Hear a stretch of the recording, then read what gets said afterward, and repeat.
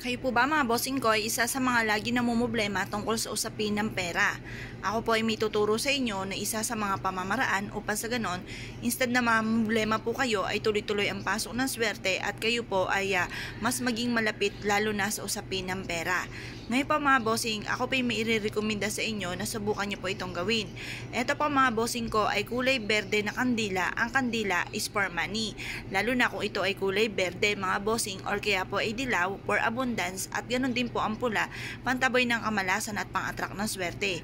Ito po mga bossing ko ay ang ating barya.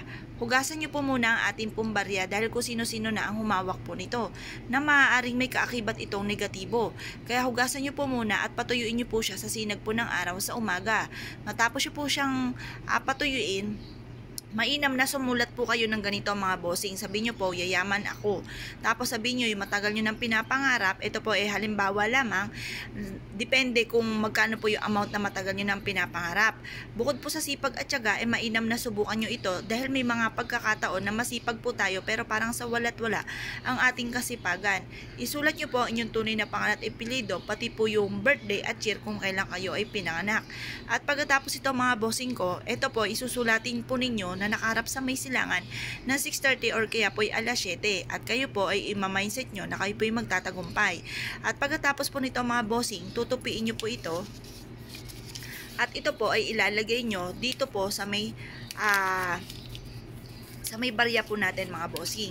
Yan, tupiin nyo po siyang mabuti at ito po ay ima-mindset nyo na kayo po ay magtatagumpay at kung ano man yung winish mo po dito ay magkakatotoo. Ngayon pa mga bossing, kung kayo po ay never pa nakagawa ng ganito at naisip po nang gumawa ng ganitong mga pamamaraan, ito po ay isa sa mga napakasimple at napaka-epektibong pamamaraan na maaaring makatulong po sa inyo para kayo po ay swertein sa inyo pong buhay. Kaya kung kayo po ay naniniwala, ay siya ay good luck po sa inyong lahat. Ito po mga bossing, habang nagsisindi siya, kayo po mga bossing ko ay paulit-ulit na nagwi-wish ng mula sa inyo pong puso.